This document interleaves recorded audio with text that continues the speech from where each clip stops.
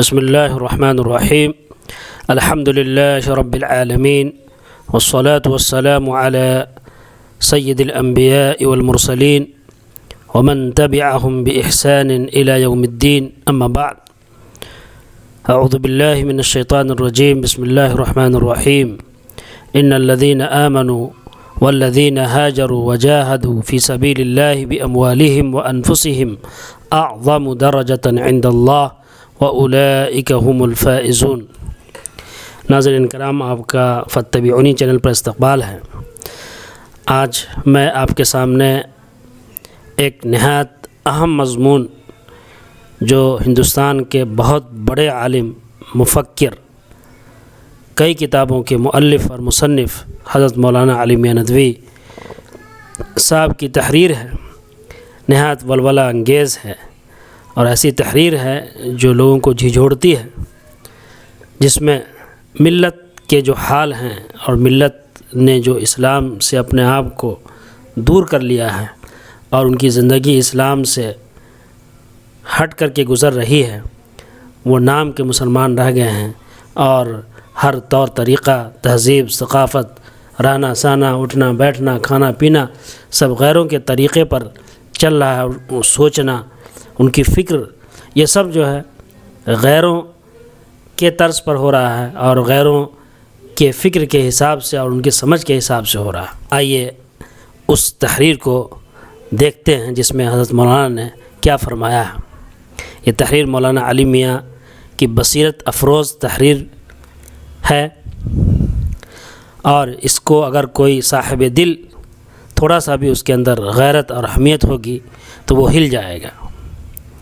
حضرت مولانا کہتے ہیں، مسلمانوں کیا تم سنتے ہو؟ مغرب کی درسگاہوں یعنی اسکولوں، کالجز، تحقیقاتی اداروں، ریسرچ سینٹرز اور علمی مرکزوں، ایجوکیشنل انسٹیٹیوشنز سے مسلسل ایک آواز ہم سے مخاطب ہے، مگر افسوس کوئی اس پر توجہ نہیں دیتا، کسی کا خون جوش نہیں مارتا اور کسی کی غیرت نہیں جاگتی۔ یہ آواز کہتی ہے، اے مسلمانوں، اے ہمارے غلاموں، سنو، تمہارے اقبال کے دن گزر گئے، تمہاری ترقی اور سرخروئی کے دن چلے گئے، تمہارے علم کے کنویں سوکھ گئے اور تمہارے اقتدار کا سورج ڈوب گیا۔ اب تمہیں حکمرانی اور سلطانی سے کیا واسطہ؟ تمہارے بازو اب شل ہو گئے اور تمہاری تلواریں زنگ آلود ہو گئیں۔ اب تم نہایت کمزور، بے بس، بے حیثیت، بے وقعت ہو کر کے رہ گئے ہو۔ اب ہم تمہارے آقا ہیں اور تم سب ہمارے غلام ہو۔ دیکھو ہم نے سر سے پاؤں تک کیسا تمہیں اپنی غلامی کے سانچے میں ڈھالا ہے۔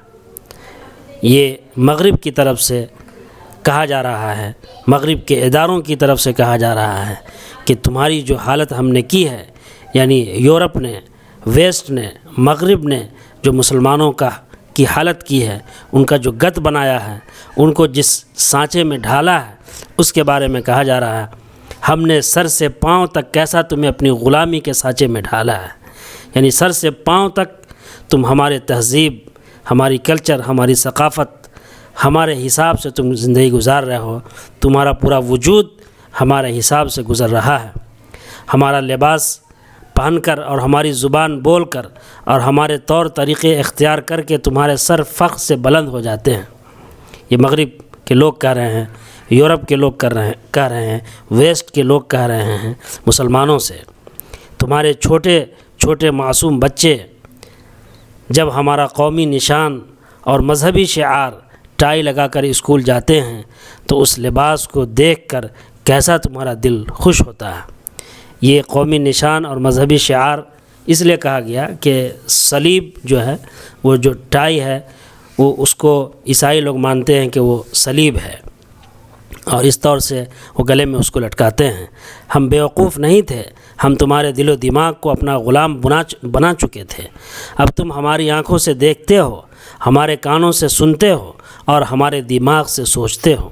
یہ حال ہم مسلمانوں کا ہو گیا ہے کہ ہم انہی کی آنکھ سے دیکھتے ہیں اور انہی کے کانوں سے سنتے ہیں اور انہی کے دماغوں سے سوچتے ہیں۔ ہمارا دماغ اس طرح کا ہو گیا ہے، ہماری آنکھیں ایسے ہو گئی ہیں اور ہمارے کان ایسے ہو گئے ہیں کہ ہمیں انہی جو وہ چاہتے ہیں وہی ہم دیکھتے ہیں، جو وہ سنانا چاہتے ہیں وہی ہم سنتے ہیں، اور جو وہ چاہتے ہیں کہ ہم سوچیں وہی ہم سوچتے ہیں۔ ان کے حساب سے ہم سب کام کر رہے ہیں۔ یہ ہم نے اپنے آپ کو بنا لیا ہے، ہماری حالت ایسی ہو گئی ہے۔ اب تمہارے وجود میں تمہارا اپنا کچھ نہیں۔ اب تم ہر شعبہ زندگی میں، زندگی کے ہر شعبے میں، ہر کیا کہتے ہیں شاخ میں، ہر ڈپارٹمنٹ میں ہمارے محتاج ہو۔ تمہارے گھروں میں ہمارے طور طریقے ہیں، تمہارے دماغوں میں ہمارے افکار ہیں، ہمارے آئیڈیاز ہیں، ہماری تھنکنگ ہے، ہماری فکر ہے۔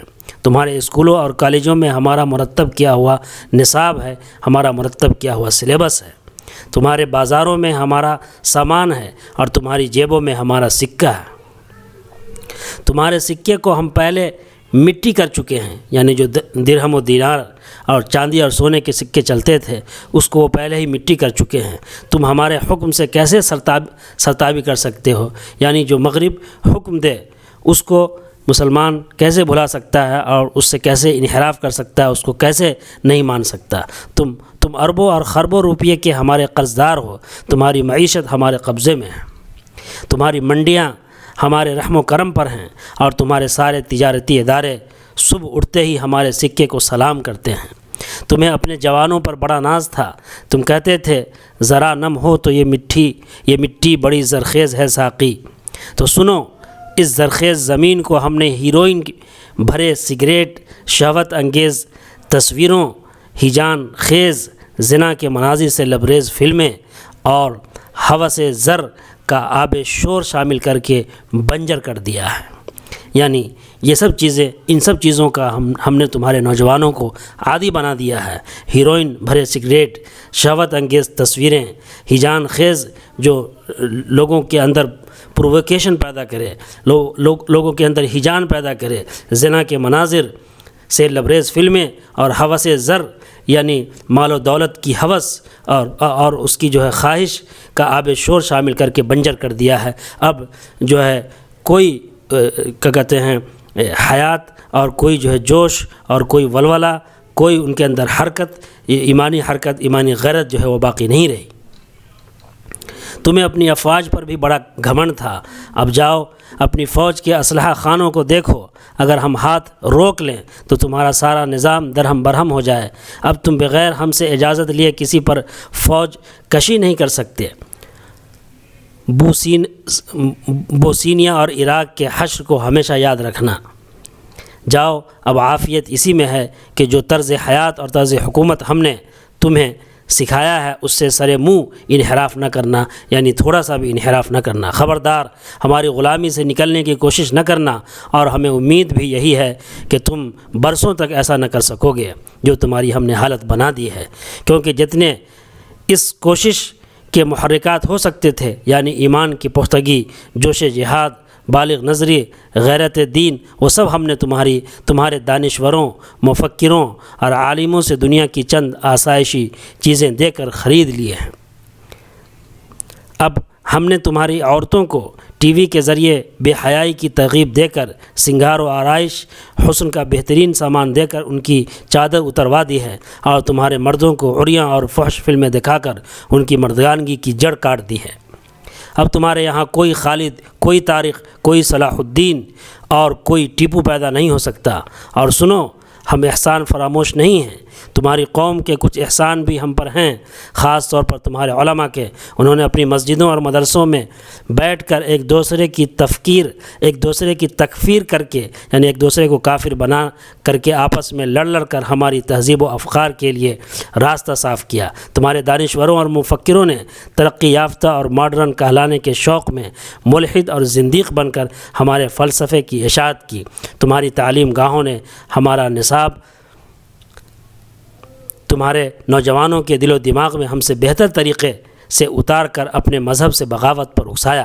تمہارے صاحبان اقتدار اپنے سارے وسائل تمہیں بے حیا، بے غیرت اور بے دین بنیاد پرست اور دہشت گرد بنانے کے لیے ہمارے ہی اشاروں پر استعمال کرتے آئے ہیں۔